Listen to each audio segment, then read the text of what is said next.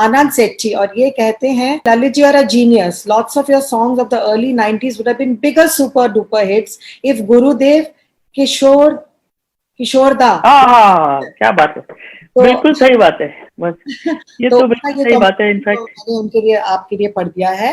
And एक फरहाद विजय अरोरा है जिन्होंने के लिखा है ललित जी सॉन्ग्स आर इनमेमोरेबल।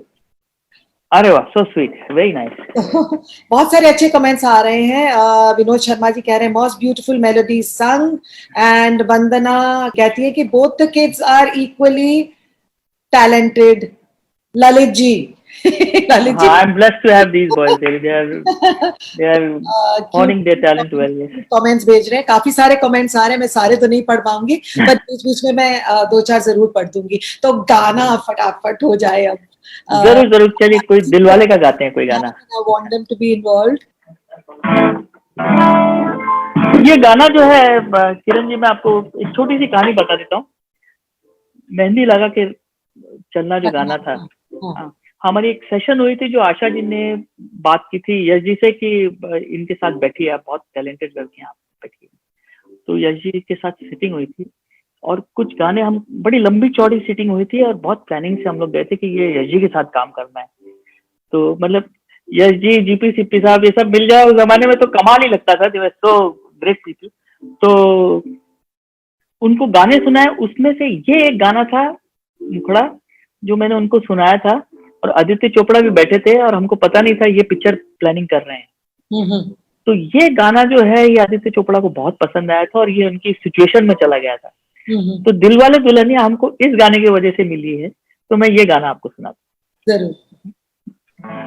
तो इसका जो मुखड़ा था पहले था वो ऐसा था, मेहंदी लगा के चलना, पायल बजा के चलना, पर आशिकों से अपना दामन बचा के चलना। तो फिर नेचुरली इसको फिर ग्रेट आनंद बख्शी साहब ने लिखा और बहुत ही बड़ा हिट हुआ गाना ये। और ये गाना अभी को याद था कि ये गाना है उनके पास है। He had, when he was in college later on, he told me कि he had decided that whenever he will work, उनको जो जीता का म्यूजिक बहुत पसंद था, तो उन्होंने डिसाइड किया था कि जब मैं पिक्चर बनाऊंगा तो मैं इसके साथ करूंगा काम। Anyway, here goes, this was the song. Mehndi लगा के रखना, डोली सजा के रखना, मेहंदी लगा के रखना, डोली सजा के रखना, पहले तुझे ओ गोरी आएंगे तेरे सजना, मेहंदी लगा के रखना, डोली सजा के रखना, लेने तुझे ओ गोरी आएंगे तेरे सजना, मेहंदी लगा के रखना, डोली सजा के रखना।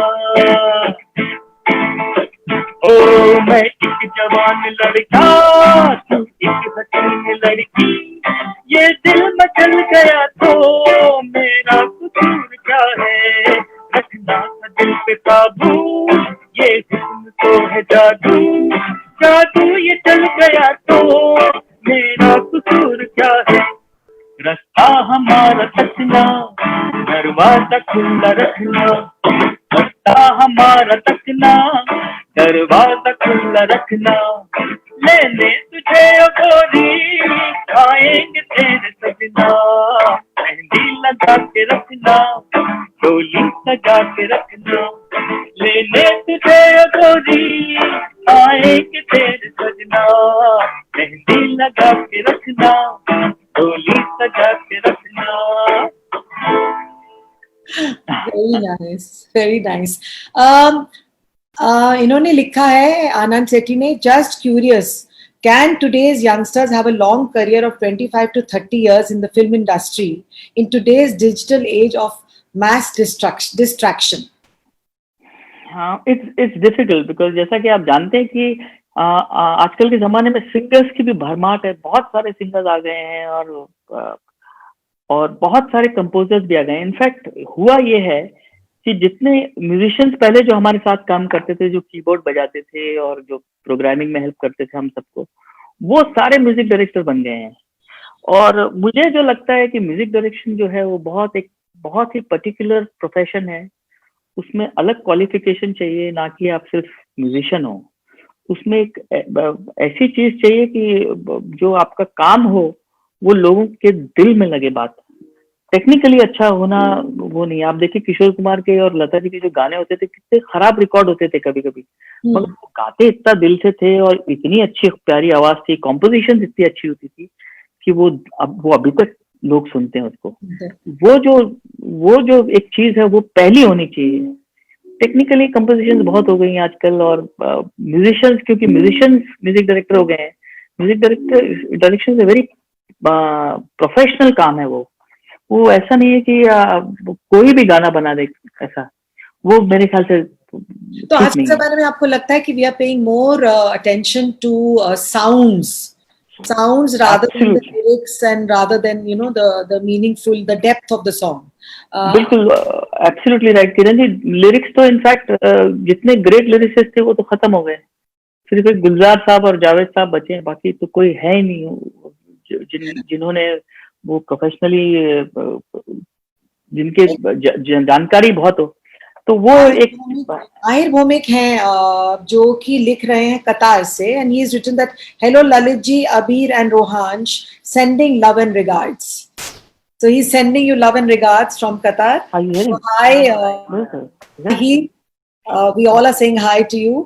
Thank you. Hi from all of us here. So nice to be in the show today with Kiran ji. So एक और है अभिनव वर्मा, जिन्होंने लिखा है Lalit जी's compositions have got meaning and melody. The same has been lost from the industry. तो आप जो बात अभी कर रहे थे, इन्होंने कुछ वैसा ही कहा है कि it has been lost. Kiran ji देखिए, वर्डिंग्स का ऐसा है कि एक टेस्टफुल होना बहुत जरूरी है। We were very lucky when हम लोग जब शुरू हो रहे थे तो सुलक्षणा जी को अच्छी जानकारी है इस काम की, तो उन्होंने हमको गाइड किया था कि मजू साहब के पास चले जाओ, उनसे लिखवाओ, उनको पकड़ लो, वो खाली बैठे हैं।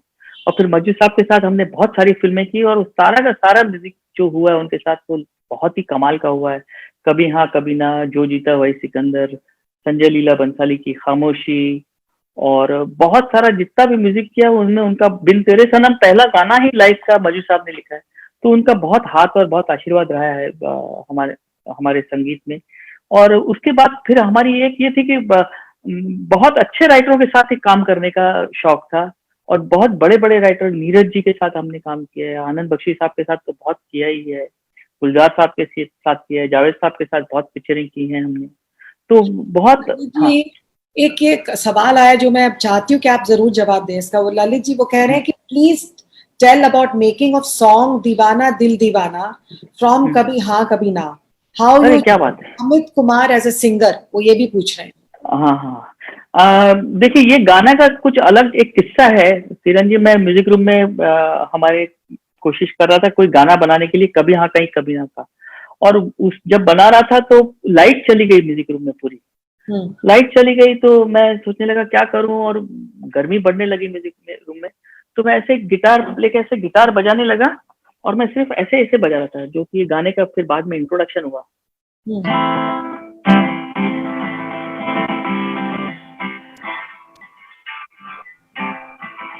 ऐसे बजाते बजाते ये ट्यून बनने लगी जी. बजाते बजाते मैं गाने लगा, ला रा रे रा ला रा डा रा रे रा रा रा रे रे रा रा रा रा रे रा ला रा रा रे ला रे रे रा ला रा रा रे ला रा ला रे रे दीवाना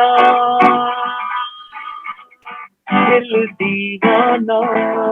तो ये गाना ऐसा बन गया तो मुझे बहुत अच्छा लगा. इसका बहुत कंपोजिशन भी बहुत ब्यूटीफुल थी, और ये पहला गाना था कभी हाँ कभी ना का, जो टॉप में, कभी हाँ कभी ना का बहुत अच्छा हमारा म्यूजिक था, मगर ये पहला गाना था जो चार्ट्स में टॉप में फर्स्ट आया. उसके बाद भी गाने आए हमारे, वो तो है अलबेला, और वॉल्स का एक बहुत अच्छा गाना है जो जतिन ने बनाया था, आकाश के होश में. तो फिर ये गाना ऐसे बना है जैसा इन्होंने पूछा, मैंने ऐसे बोला था. और अमित कुमार को मैं बहुत अच्छे गाने उन्होंने हमारे लिए गाए हैं. और ये इस पिक्चर में मैंने अमित कुमार को शाहरुख के लिए गवाया था और उदित को दीपक तिजोरी के लिए गवाया था। और बाद में तो उदित जी ने बहुत गाने गाए हैं, और मगर इसमें ऐसा क्या, आपने बहुत बहुत बहुत सारे अवार्ड्स जीते हैं। आई मीन आईफा में जीता है, ऑफ कोर्स नेशनल अवार्ड आपने जीता है, जी जी, अवार्ड आपने जीता है, फिल्म फेयर अवार्ड आपने जीता है। तो पहला अवार्ड कौन सा था, और जब आपको पहला अवार्ड अनाउंस हुआ तो कैसा लगा? और जब आप स्टेज पे गए तो आपने क्या लंबा सा भाषण दिया था? जैसे कि कई बार लोग नर्वस होकर बहुत ज्यादा बोल देते हैं, कि आपने छोटे से में अपनी जो बात थी फिनिश्ड इट क्विकली? एक्चुअली छोटे से ही मैं खत्म कर दिया था। पहला मेजर अवार्ड मिला था खामोश इसके लिए, करण की पिक्चर के लिए, कुछ कुछ होता है के लिए मिला था। पर किसने दिया था? मतलब was it film fair, was it it was screen awards and मैं भूल गया किसने दिया था, क्योंकि बड़ा कंफ्यूजन और बड़ा इमोशनल हो गए थे हम लोग। जतिन बहुत इमोशनल हो गए थे। Difficult to remember. हाँ, डिफिकल्ट टू रिमेम्बर, बिकॉज बहुत सारे फिर बाद में मिलते गए। मगर एक अवार्ड जो मुझे याद है, जो मुझे अब न्यूयॉर्क में मिला था, उस शो में माइकल जैक्सन भी आए थे। बॉलीवुड अवार्ड होते थे एक जमाने में 90s में, तो उसमें रिचर्ड गेयर आए थे और माइकल जैक्सन आए थे, और उसमें अवार्ड लेते वक्त अवार्ड मिला था मुझे कुछ कुछ होता है के लिए। और फिर आईफा का अवार्ड की बात कर रहे हैं ना? आईफा नहीं, आईफा तो मिला था, मगर न्यूयॉर्क में ये अवार्ड हुआ था 1999 में। तो माइकल जैक्सन आए थे, तो उनसे हाथ मिलाने के लिए मैं बहुत वो उतावला हो रहा था, और वो पीछे बैक स्टेज में थे, तो मैंने मिलाया था उनसे हाथ। और बहुत अच्छा लगा था, क्योंकि वो उस माहौल में काफी रिचर्ड गेयर थे, काफी आर्टिस्ट थे हॉलीवुड के, न्यूयॉर्क में ही था ये। और तो वो अवार्ड मुझे बहुत मजा आया था, और पूरी फैमिली गई थी मेरी वहां पे। और फिर एक अवार्ड मुझे मिला था, MTV ने दिया था, इंटरनेशनल अवार्ड है वो, इसके लिए दिलवाले दुल्हनिया के लिए मिला था।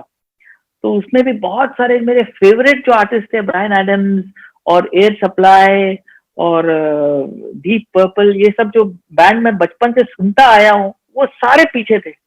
तो उन सब के साथ मिल के बड़ा मजा आया था मुझे। मैं बहुत खुश हुआ था कि and I felt that I am somewhere in a very heavenly place where all this top artist that I grew listening to were there. तो बहुत मजा आया था। बहुत सारे कमेंट्स आ रहे हैं, क्वेश्चंस आ रहे हैं, लेकिन Lalit ji we already kind of running out of time. आज का शो समाप्त करना पड़ेगा। We will have to say our byes, and of course one little musical anything before we say goodbye for today. And thank you so much, both of you. Thank you for having me here. It's always a pleasure to see you, meet you. I remembered your names. Ramesh ji. I remembered your names. Thank you so much for being here and supporting your dad and helping him with the instruments and all. And I wish you all the luck, and I hope that you make it really, really big in life, as in when you get into the Thank you. Just bless the boys, and let's hope that we take it. Thank you. Okay. तो आप कुछ सुना रहे हैं या? मैं सुना देता हूँ definitely. Would you like to play something? एक before we go, quickly before you want to. अच्छा चलिए, कुछ कुछ होता है समाज सुना दीजिए जो आप लोगों ने किया हो, something new. If you have worked on something, it will be lovely to hear sound जो हमने अभी तक सुनी नहीं है। It will be beautiful. तुम पास आए, यूं मुस्कुराए, तुमने न जाने क्या सपने दिखाए। तुम पास आए, यूं मुस्कुराए, तुमने न जाने क्या सपने दिखाए। अब तो मेरा दिल जागे न सोता है, क्या करूं हाय कुछ कुछ होता है, क्या करूं हाय कुछ कुछ होता है। ना जाने कैसा एहसास है, बुझती नहीं है क्या प्यास है। क्या नशा इस प्यार का मुझ पे सनम छाने लगा। तन्हाई में दिल यादें संजोता है, क्या करूं हाय कुछ कुछ होता है। क्या करूं हाय कुछ कुछ होता है। क्या करूं हाय कुछ कुछ होता है। thank you so much. Thank you. I know there's less time, so अच्छा thank you. लगा to finish it on such a musical note. If you have liked our video, kindly subscribe. Press the bell icon so that you can get notifications about our latest videos. Like and share our video.